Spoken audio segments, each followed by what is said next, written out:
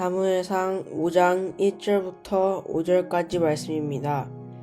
블레셋 사람들은 하나님의 궤를 빼앗아 에벤에셀에서 아스돗으로 가져갔습니다. 그러고 나서 그들은 그 궤를 다곤 신전으로 가져가서 다곤 신상 곁에 두었습니다. 이튿날 아침 일찍 아스돗 사람들이 일어나 보니 다곤이 여호와의 궤 앞에서 얼굴을 땅에 박고 넘어져 있었습니다. 그들은 다곤을 일으켜 다시 제자리에 세워두었습니다. 그 다음날 그들이 일어나 보니 다곤이 여호와의 궤 앞에서 얼굴을 땅에 박고 넘어져 있었습니다. 다곤의 머리와 두 손은 잘려서 문지방에 널려 있었고 단지 몸통만 남아 있었습니다. 이 때문에 오늘날까지도 다곤의 제사장들과 아스돗에 있는 다곤의 신전에 들어가는 사람들은 모두 문지방을 밟지 않고 들어갑니다. 아멘. 블레셋 사람들은 전쟁에서 하나님의 언약궤를 빼앗았습니다. 그들은 자신들이 승리했다고 생각했을 것입니다. 이스라엘의 하나님을 이겼다고 여겼을 거예요. 그래서 1절, 2절 말씀을 보면 하나님의 언약궤를 아스돗으로 가져가서 다곤 신전 안에 두었습니다. 다곤 신상 곁에 갖다 놓았어요. 이것은 단순히 장소를 옮긴 것이 아닙니다. 블레셋 사람들의 생각 속에는요, 분명한 뜻이 있었습니다. 우리의 신이 이스라엘의 신을 이겼다. 그 승리를 과시하고 싶었던 것입니다. 그런데 3절 말씀을 보면 다음날 아침 놀라운 일이 벌어집니다. 우상 신상인 이 다곤 신상이 여호와의 언약궤 앞에 얼굴을 땅에 박고 엎드려 있었습니다. 사람들은 다곤을 다시 일으켜 세웁니다. 그런데 4절 말씀을 보면 그 다음 날에는 더 처참한 모습이 됩니다.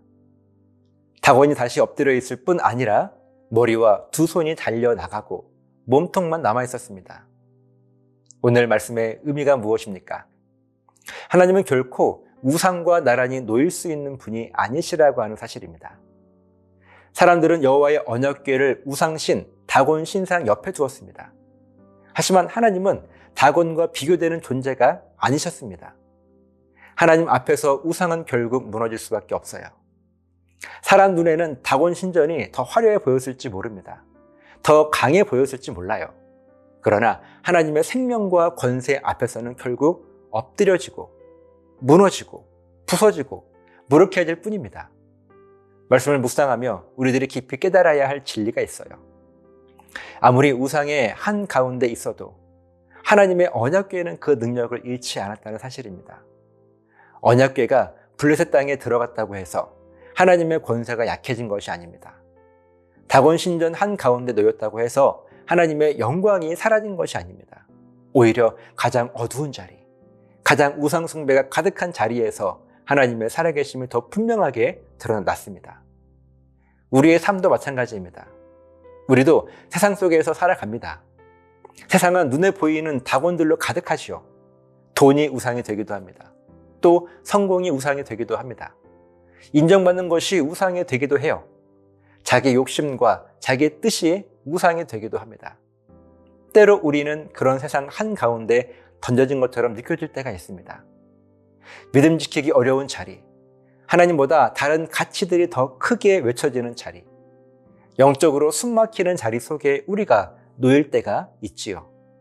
그럴 때 우리는 쉽게 두려워합니다. 이런 환경에서는 내가 무너지지 않을까? 이런 세상 속에서 믿음을 지킬 수 있을까? 이토록 어두운 곳에서는 하나님의 능력이 드러나기 어려운 것은 아닐까? 그러나 하나님께서는 오늘 말씀을 통하여서 분명하게 우리들에게 말씀하십니다.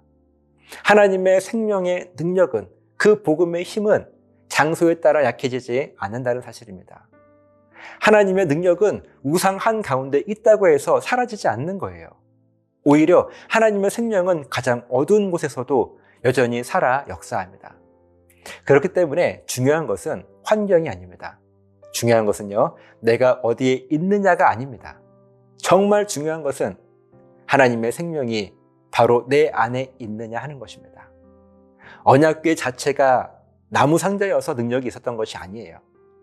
그 언약궤가 하나님의 임재와 언약을 상징했기 때문에 능력이 있었던 것입니다. 마찬가지로 우리의 능력도 우리 자신에게서 나오는 것이 아닙니다. 우리의 지혜, 경험, 열심이 우리를 살리는 것이 아닌 거예요. 우리 안에 하나님이 함께 하실 때, 우리 안에 하나님의 생명이 있을 때 우리는 세상 한가운데에서도 무너지지 않습니다. 그래서 우리는 세상을 두려워할 필요가 없습니다. 우상이 많은 시대라고 해서 주눅들 필요도 없어요. 세상이 점점 더 하나님 없이 흘러간다고 해서 낙심할 필요도 없습니다. 하나님께서 함께 하시면, 하나님의 생명이 우리 안에 있으면 우리는 그 자리에서 여전히 하나님의 살아계심의 증거와 증명이 될 것입니다. 우리가 서 있는 곳에서 우상이 무너지고 하나님의 이름이 높아지고 하나님만이 참되신 분이라고 하는 사실이 드러날 수 있습니다. 블레셋은 언약궤를 자기들의 신전으로 끌고 갔지만 결국 드러난 것은 자기들의 신 다곤의 무력함이었습니다. 세상은 하나님을 자기 틀 안에 가두려고 하고 하나님을 여러 가지 중 하나로 낮추려 하지만 결국 끝까지 서시는 분은 우리 하나님이십니다. 그 하나님께서 오늘 우리와 함께 하십니다. 세상 한가운데 있다고 두려워하지 마십시오. 우상이 많은 자리에 있다고 낙심하지 마십시오. 어두운 환경 속에 있다고 여러분 주저하지 마십시오. 하나님께서 함께 하시면, 하나님의 생명이 우리 안에 있으면 우리는 그 자리에서 무너지지 않습니다. 오히려 그 생명이 우리를 통해 나타날 것입니다. 기도하시겠습니다. 하나님, 우리가 그 어두운 세상 한가운데 있다 할지라도 오히려 그곳에서 하나님의 생명의 빛은 더 밝게 빛날 것입니다. 이 믿음을 가지고 우리가 어디에 있느냐를 보지 않게 하시고 내 안에 하나님의 살아계심이 증거되어지고 확신되어지고 있는지를 늘 점검할 수 있는 우리의 삶이 될 수 있도록 인도해 주시옵소서. 감사드리며 예수님 이름으로 기도합니다. 아멘.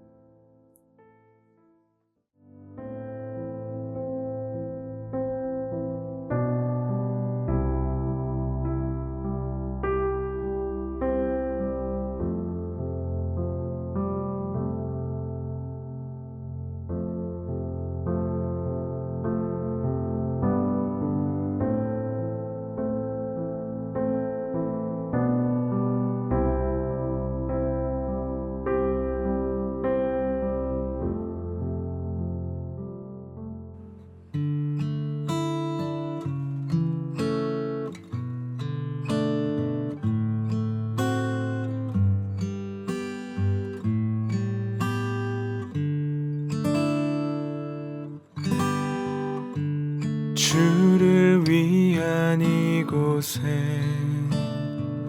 예배하는 자들 중에 그가 찾는 이 없어 주님께서 슬퍼하시네.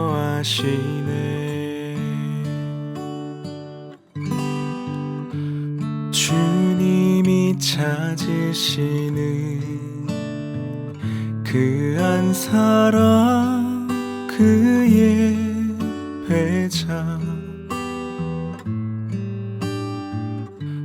내가 그 사람 되길 간절히 주께 예배하네. 주 은혜로 이곳에 서 있네. 주 임재에 엎드려 절하네. 그 어느 것도 난 필요 없네.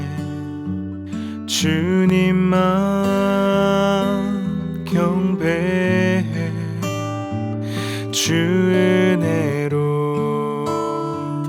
이곳에 서 있네. 주 임재에 엎드려 절하네.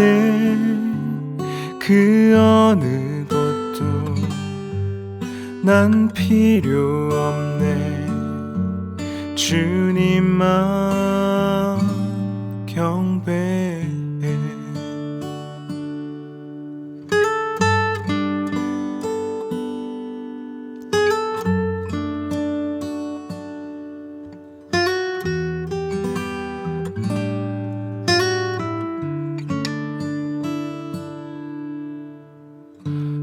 주님이 찾으시는 그 한 사람 그의 배자 내가 그 사람 되기 간절히 주께 예배하네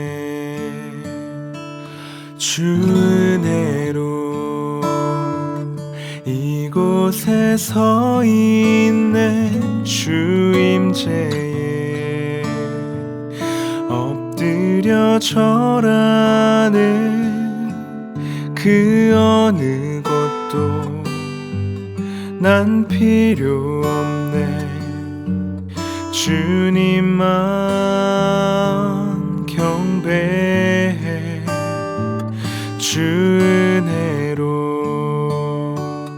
이곳에 서 있네 주 임재에 엎드려 절하는 그 어느 것도 난 필요 없네 주님만